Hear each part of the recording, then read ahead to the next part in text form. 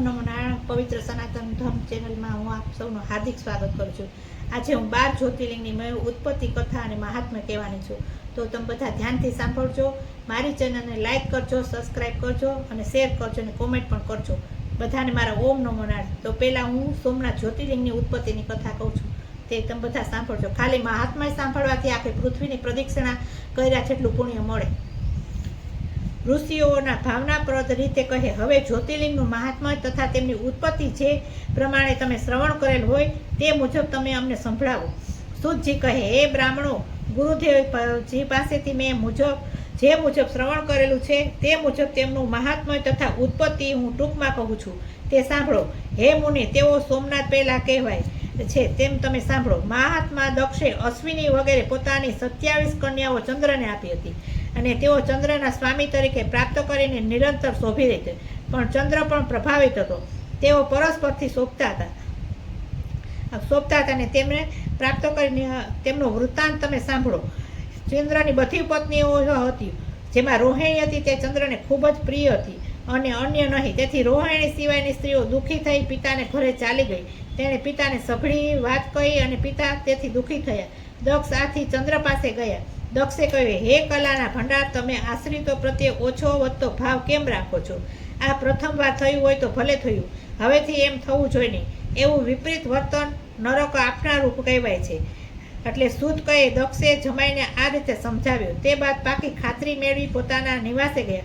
આખું જગત જેનાથી મોહ પામ્યું તેવા શિવ માયાના પ્રતાપથી ચંદ્ર પણ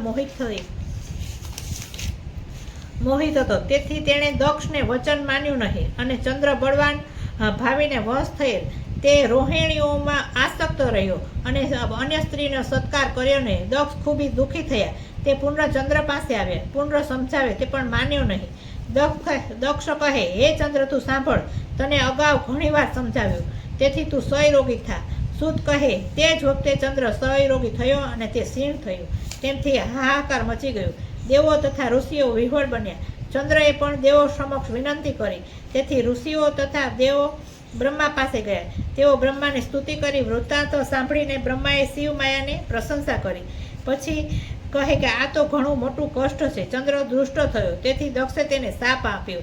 હે ઋષિઓ, દેવો તથા ચંદ્રના અગાઉના પાપ વિશે તમે સાંભળો। આ દુષ્ટ ચંદ્ર અગાઉ બૃહસ્પતિના ઘેરે જઈ તેની પત્નીને હરી લીધી હતી, તેથી બૃહસ્પતિ દૈત્યો પાસે રહ્યા હતા।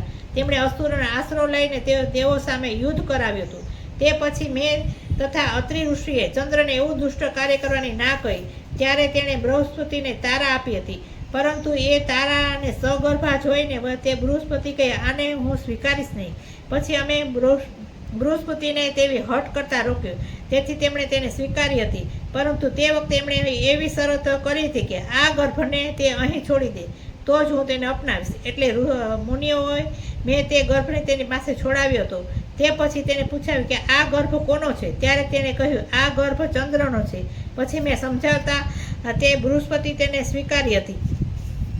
એવા ચંદ્રના ઘણા દુષ્ટ ચરિત્રો છે, તેનું શું વર્ણન કરું? આ પ્રભાસ નામના ઉત્તમ સ્થળે જઈને ચંદ્રની શિવની ઉપાસના પૂજા કરે તો તેનો ક્ષયરોગ દૂર થાય। સૂત કહે, બ્રહ્માએ મુજબનું વચન સાંભળી દેવર્ષિઓ તથા પાછા ફર્યા। તેઓને દક્ષને આશ્વાસન આપ્યું। ચંદ્રને લઈને પ્રભાસ તીર્થમાં ગયા। તેઓએ સરસ્વતી વગેરે શ્રેષ્ઠ તીર્થોનું આહ્વાન કર્યું। પાર્થિવ લિંગનું સ્થાપન કરી અને મૃત્યુંજયના જાપ કર્યા। શ્રદ્ધાભાવથી ભોળાનાથની પૂજા કરી। દેવો પોતાના સ્થાને ગયે। ચંદ્રએ મહિના સુધી પૂજા ચાલુ રાખી। તેણે 10 કરોડ મંત્ર વડે સદાશિવનું પૂજન કર્યું। શિવજી પ્રસન્ન થયા। શિવજી કહે, હે ચંદ્ર, તું વરદાન માંગ। ચંદ્ર કહે, મારો ક્ષયરોગ દૂર થાય, અપરાધ ક્ષમા કરો। શિવ કહે, 15 દિવસમાં તારી કળાઓ ક્ષય પામે, બીજા 15 દિવસમાં નિરંતર તે કળાઓ વધ્યા કરે। દેવો કહે, હે ભોળાનાથ, તમે દેવી સાથે અહીં સ્થિર થાઓ। સૂત કહે, ચંદ્રએ સ્તુતિ કરી નિરાકાર શિવ ત્યાં સાકાર થયા। શિવજીએ ત્યાં સ્થિતિ કરી ત્યાં રહ્યા અને તે સોમેશ્વર નામે પ્રખ્યાત થયા।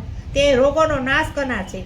દેવોએ ત્યાં કુંડ પણ સ્થાપ્યા છે। શિવે તથા બ્રાહ્મણોએ તેને વિભાગ કર્યો નથી, તેથી કુંડ ચંદ્રકુંડ તરીકે પણ પૃથ્વી પર પાપનો નાશ કરનાર છે।